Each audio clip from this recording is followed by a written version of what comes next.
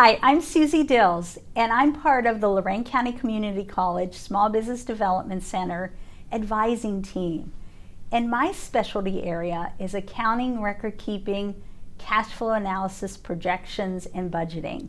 And by the way, all of our one-on-one sessions through the Small Business Development Center are free to our clients.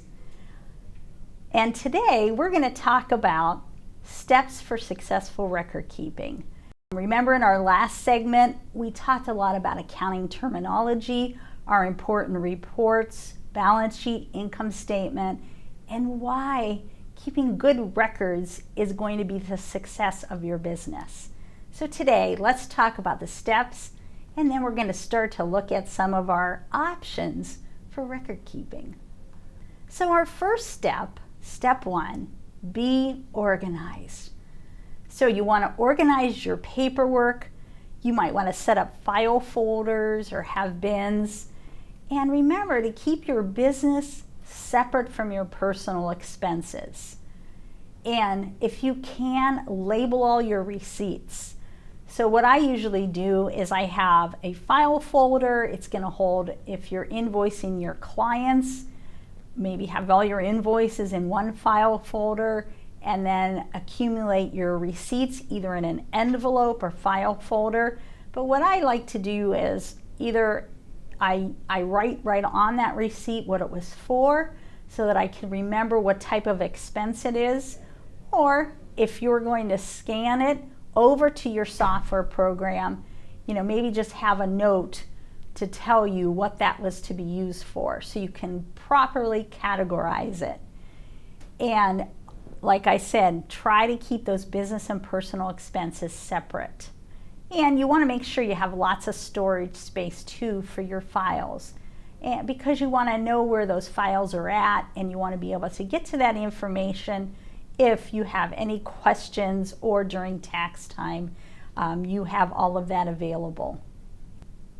And step two, we're going to talk about single versus double entry.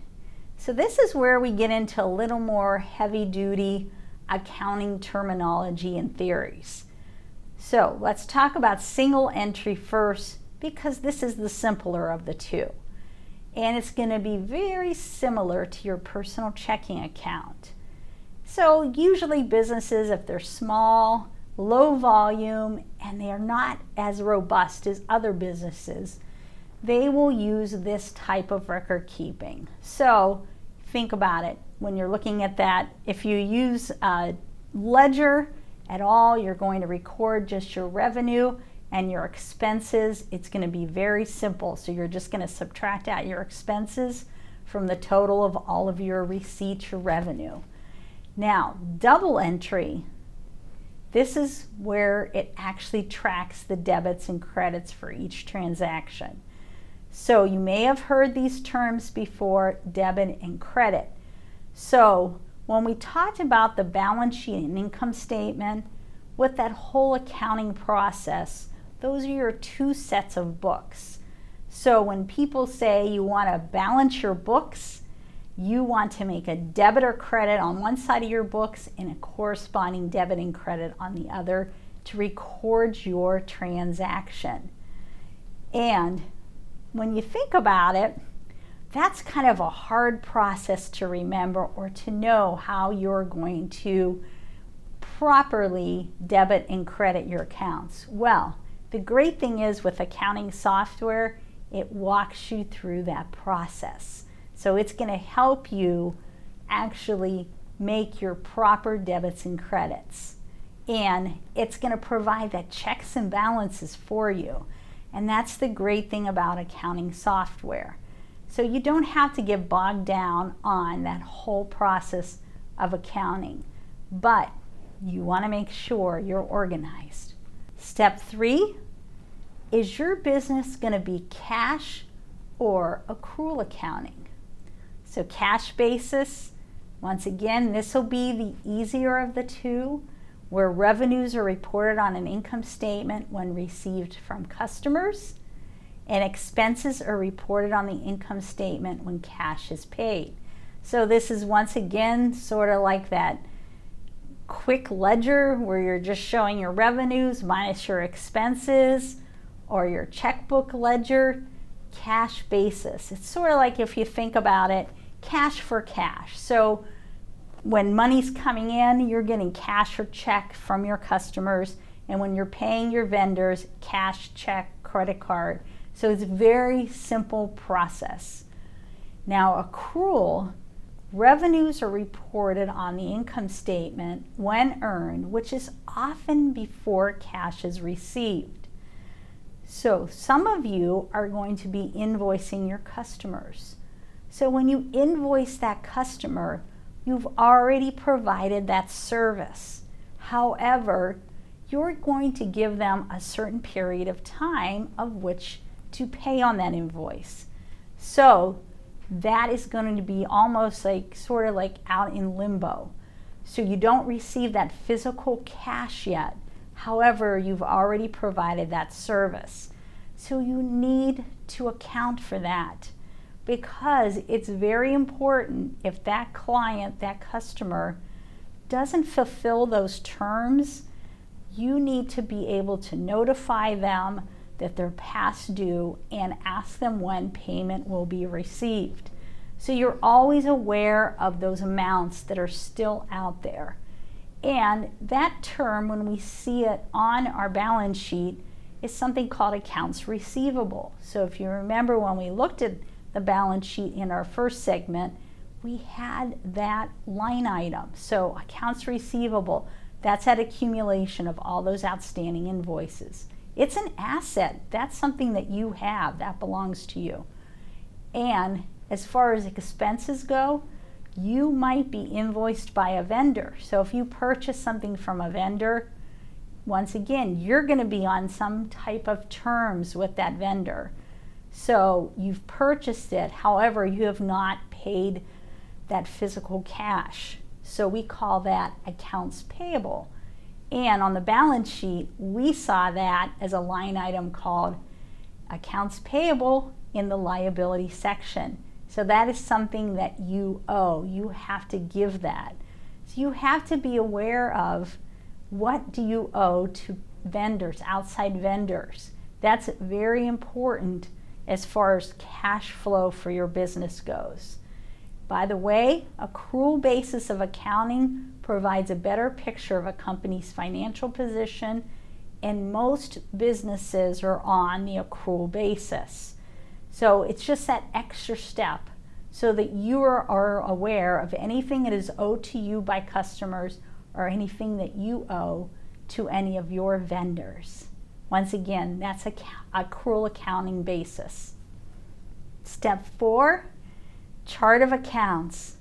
This is going to be our starting point.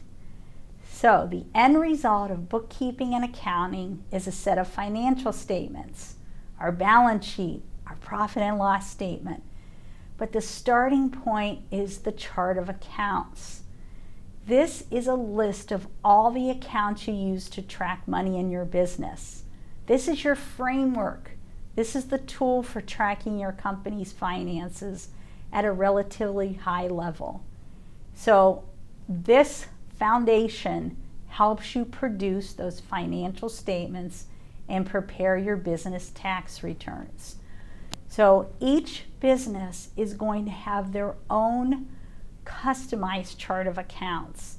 And when I sit down with folks, we do one-on-one sessions. This is the first thing that we will do. We'll talk about the business, we'll talk about the streams of revenue, we'll talk about expenses, so that we can come up with that customized chart of accounts. So when you're recording, record keeping all of your transactions, you're properly placing them into the right revenue and expense accounts. Because remember, that goes straight to your balance sheet and income statement, and those are the reports you're going to use to make your business decisions. So you want it to be organized, you want it to tell you a story, and you want to be able to be very strategic when you're looking at your financial information. And step 5, we'll talk about finding the right record-keeping system. and we'll be talking about using Excel worksheets, a free accounting software called Wave Apps, and then also we'll take a look at QuickBooks, the desktop version. So we're going to be looking right now at an Excel spreadsheet. So we'll go through how to record your transactions into the worksheet and how different it is compared to some of the accounting software. Okay, so as you can see, this is an Excel spreadsheet. So like I said, the first step we would do if we sat down for a one-on-one is we would customize your revenue line items, and then we would go into the various expense line items. But the great thing about this Excel spreadsheet is I've already embedded all of your formulas for you. So when you come in for the one-on-one, you can get, we can customize, and then you can just start using your worksheet, and you don't have to worry about setting up all your formulas. So you could start thinking about, you know, what would your revenue streams be? So you can look here. I have some listed out here: online classes, in-person classes, catering, gift cards. So think about how this breakout is. It depends on what would be important to you to see broken out. That's how we set up your revenue streams. So you probably want to look at your online classes separate from the in-person classes.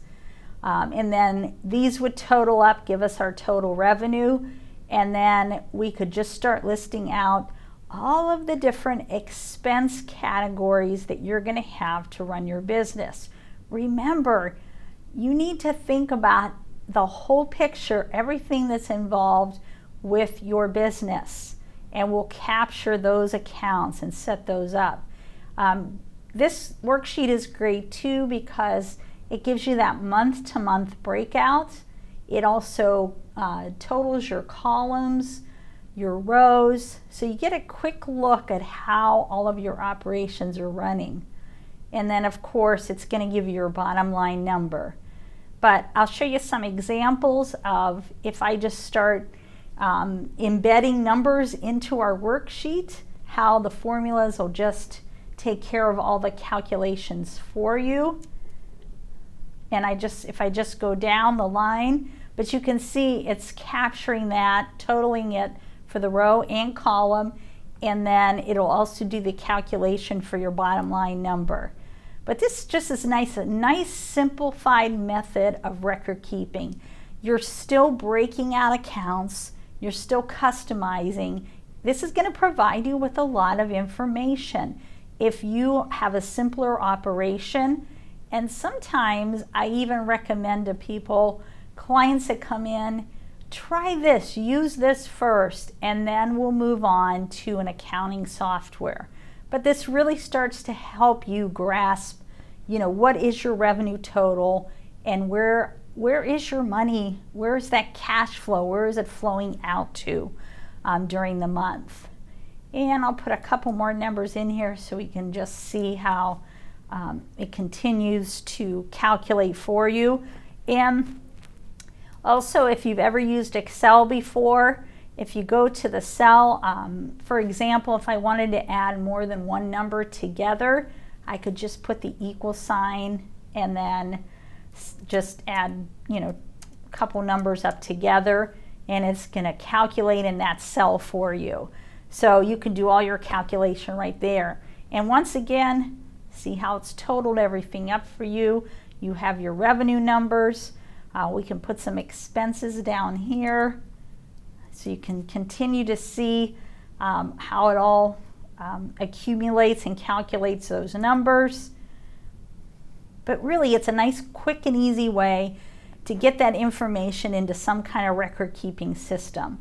But look, it's also telling you a lot. This is how much you made in January. This was February. Look at so far for your online classes and then catering. So it's giving you a lot of information just with a very simplified record keeping system.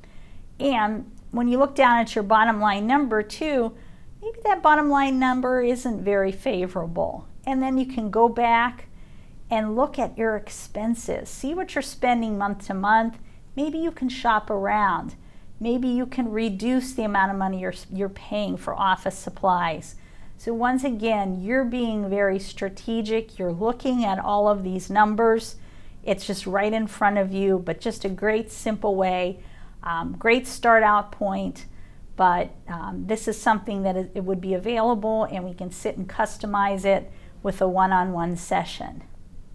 So in our next segment, we are going to be talking about Wave Apps, a free accounting software. And to schedule your free appointment through the Small Business Development Center, please call 440-366-4370.